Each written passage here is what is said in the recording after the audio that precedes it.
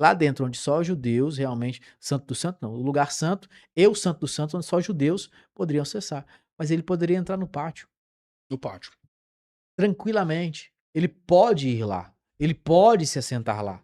E no momento em que ele estiver lá, talvez ele vai querer acessar o outro lugar, e os judeus vão dizer: "Não, você não pode, você não é judeu".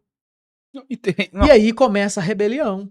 e aí Porque se ele é judeu, por que que os judeus vão se rebelar contra ele? não, e tem uma outra coisa, um dado muito importante, por esse espírito de engano, por exemplo, que ele pode ser um gentio se parecer e querer se parecer, Sim, por com exemplo, de certeza. um judeu, por exemplo, para sentar, né. Ou seja, essa profecia tem que cumprir, então deixa eu me passar por um judeu, porque se eu não me passar por um judeu, eu não tenho acesso ao templo.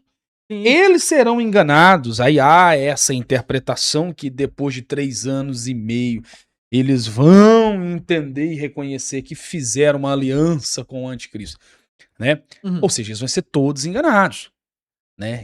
Se eles vão ser ali enganados, por Olha, exemplo, Israel, e vai ser depois de 3 anos e meio, que na verdade eles vão ver que fizeram uma aliança com o anticristo, por que que o anticristo não pode se a doutrina enganá-lo eles, por exemplo, se sim, passando por um judeu, não sendo sim, um judeu. sim. E olha com o espírito que opera nele, com grande E eficácia, que é o eu te espírito do falo diabo. mais, há uma dificuldade muito grande hoje em saber quem é judeu e quem não é, Uhum. porque a maioria das tribos se perderam, se perderam. É. Se perderam com inclusive quando elas, Israel foi espalhado e algumas pessoas se envolveram com gentios, eles tiveram filhos, se misturaram, entendeu? Então fica é difícil você identificar. Silvio Santos, de qual tribo que Silvio Santos é? Santos. É, Santos é era, né, no caso. benjamita. Benjamita, você tem certeza? Tô, Pois é, tô chutando. porque eu nunca ouvi falar. Também não. Eu sei que ele é descendente de judeu, mas de qual tribo? Se perdeu. Até onde eu sei, não há como provar, porque as tribos se perderam. Oriunda das 12, né? Oriunda das 12. Aí a pessoa vai falar assim: ah, o anticristo vai se vir da tribo de Dan, porque é a tribo de Dan, lá em Gênesis, lá em Gênesis, Jacó chamou Dan de uma cobra que está no caminho, e em Apocalipse cita 11 tribos menos a tribo de Dan. Sabe por que, que não cita a tribo de Dan lá em Apocalipse? Porque a tribo de Dan se perdeu Uhum. na época em que foi escrito. Sabe como? Dan, todas as tribos receberam a herança do Senhor, certo? Você lembra disso? Sim. Então, tenta acompanhar o raciocínio. Todas as tribos receberam das mãos do Senhor uma herança na terra. A tribo de Dan era uma das menores tribos, uma das mais fracas, se não a mais fraca. Eles atravessam o Jordão. Atravessando o Jordão, eles não conseguem expulsar as pessoas de onde eles estavam. Eles estavam no sul, onde ele estava Judá e tal. E eles têm que expulsar o pessoal que eram os filisteus. Eles não conseguem expulsar os filisteus. Acontece um fato lá em Juízes, em que eles saem para alguns deles saem para procurar terra. "Ah, gente, não dá pra gente ficar aqui, aqui é a terra de Judá, vamos procurar um lugar pra gente". E saiu, se eu não me engano 3 e foram procurar. E foram caminhando para o norte, foram indo para o norte, até que chegaram na casa de um moço, e aí tinha um levita lá dentro. Eles resolveram perguntar ao levita se a caminhada dele seria bem-sucedida. O levita falou: "Pode ir em paz, porque vocês terão sucesso". Só que o detalhe é que a casa onde o levita estava, o levita era sacerdote, foi levantado como sacerdote, a casa onde ele estava era cercada ou estava cheia de ídolos.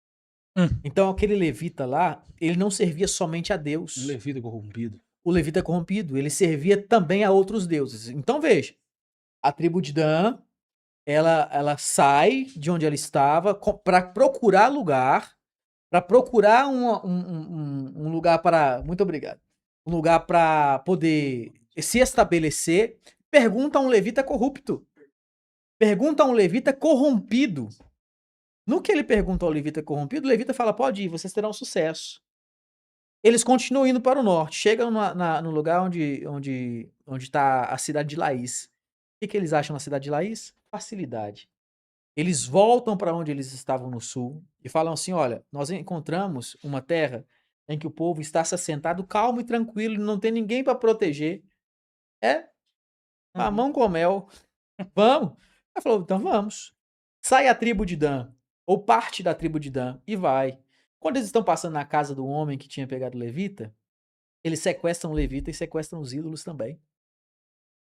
No que eles sequestram o levita e os ídolos, eles estão a uma certa distância, o dono da casa chega, descobre o que aconteceu, junta os vizinhos e fala: vamos buscar o meu levita, o meu sacerdote, que está servindo vocês também. Eles vão, quando eles chegam, alcançam a tribo que tá caminhando, a tribo fala assim: olha, é melhor vocês voltarem, porque nós somos mais fortes que vocês. Nós somos uma tribo inteira, nós vamos matar todos vocês. O cara voltou. Eu não tinha o que fazer. Uhum. Eles realmente eram mais fortes. E levam o levita embora. Chegando na terra, chegando em Laís, se eu não me engano é Laís mesmo, eles chegando lá, eles matam o povo que vivia sossegadamente e não tinha ninguém para proteger. Cara, isso foi uma perversidade aos olhos de Deus. Por quê?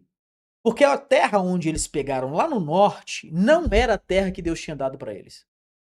Então eles abandonam a posição deles, eles não querem guerrear, lutar por aquilo que Deus deu a eles. Uhum. Eles vão para um lugar mais fácil, onde eles não precisam de guerrear, só matar e pegar a herança, e pegar o restolho, o despojo.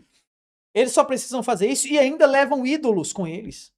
Deus despreza a atitude deles. E a tribo de Dan, ela corriqueiramente cai no pecado da idolatria. Quando Nabucodonosor invade Israel, a primeira tribo a ser capturada é a tribo de Dan. Só que a tribo de Dan já estava praticamente dissolvida Uhum. na Síria. Já estava praticamente dissolvida. Sabe por que que há, inclusive, um problema entre Já tinha samaritanos? misturado Já tudo. tinha misturado. Por isso que há esse problema entre samaritanos e judeus. Porque, imagina, os samaritanos que estavam ali, tinha tribo de Benjamim, tinha tribo de Simeão, tinha diversas Judá, tribos ali. Naftali. Judá até que não. Na verdade, Simeão e Judá tá aqui embaixo. Tinha tribo de Ruben, tinha tribo de Benjamim, tinha diversas tribos lá para cima, no norte.